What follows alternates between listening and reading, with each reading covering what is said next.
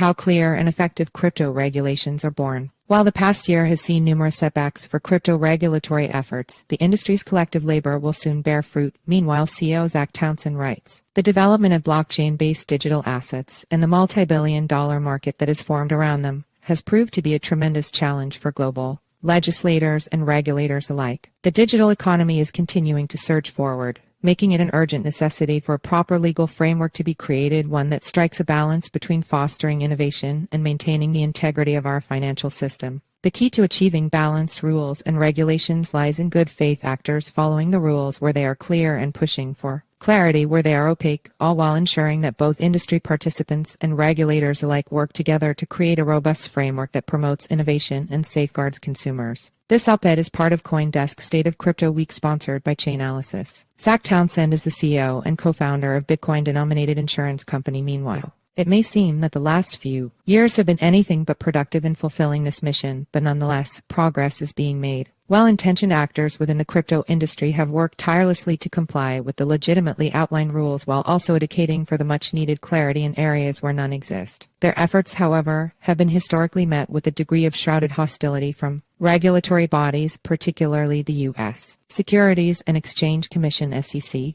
The SEC has time and time again argued that there is no ambiguity in the rules and that the existing laws are effective and clear when applied to digital assets. In the words of SEC Chairman Gary Gensler, some in the crypto industry have called for greater guidance with respect to crypto tokens. For the past 5 years, though, the Commission has spoken with a pretty clear voice here. However, for industry writ large, including public companies like Coinbase who have done their best to comply with the aforementioned existing rules, the only thing that is clear is that the current framework falls flat in protecting investors and companies alike. Recently, leaders in this work have built around them a large advocacy community in Washington, D.C.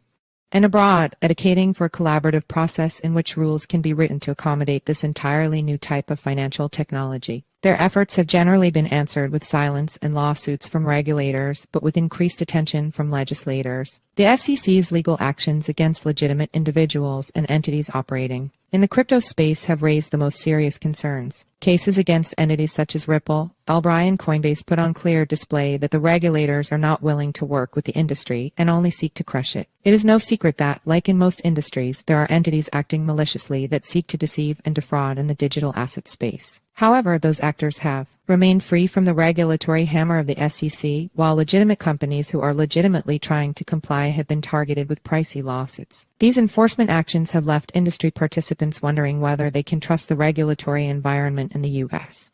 and have further highlighted the need for clear and well-defined regulations to prevent this booming industry from offshoring itself. It is essential to acknowledge that the crypto industry, like any other sector, has its share of bad actors, but punishing those who genuinely seek to comply with the law only muddies the waters and discourages responsible innovation. Getting better. Recently, things have been starting to trend in a promising direction. Many of the issues the industry has faced have stemmed from an SEC that is clearly seeking to expand its jurisdiction, and from legislators who are unwilling to understand the meaning of this new technology. Now the SEC is taking a beating, both in the court of law and the court of public opinion. After a massive Ripple victory against the SEC in summary judgment, the SEC filed an appeal that was broadly rejected by the court. This pair of losses essentially guts the SEC's legal strategy and is a clear sign to the agency that their philosophy is misguided at best or malicious at worst. See also what Ripple's partial XRP win means for other crypto firms. The SEC has also been tripped up by both their filings in the Coinbase case and in congressional hearings. In the Coinbase suit, it is trying to assert that crypto tokens have no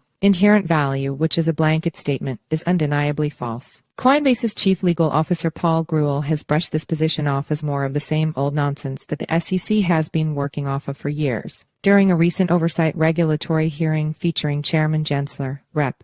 Richie Torres DNY used his time to offer a very compelling line of questioning using Pokemon cards to highlight the agency's deliberate lack of clarity. Suppose I was to purchase a Pokemon card. Would doing so constitute a security transaction? Gensler said, "I don't know what the context is," he continued, before admitting that it isn't a security if it is bought physically. Rep. Torres then asked, "If I were to purchase a tokenized Pokemon card on a digital exchange via a blockchain, is that a security transaction?" I'd have to know more, Gensler said. Representatives like Richie Torres and the current interim Speaker of the House Patrick McHenry RNC are good examples of lawmakers who have familiarized themselves with the digital asset space and have taken the necessary steps to try and create legislation for it. These allies of the industry are clear beacons of the long overdue legal framework that appears to be closer to reality than ever. See also, where is crypto policy heading in a post-FTX world? Although the state in which this industry currently exists in America is less than ideal and certainly far from clear, it is a blunt fact that the road to achieving legal clarity and adoption of new technologies is a long and perilous one. It takes time and effort, education and funding, and above all steadfast commitment from the passionate individuals who have dedicated themselves to innovation. Although these last years have been beyond frustrating, it is clear that so long as we continue to build smart and work hard in the arena of public policy, we will soon see the fruits of our collective labor.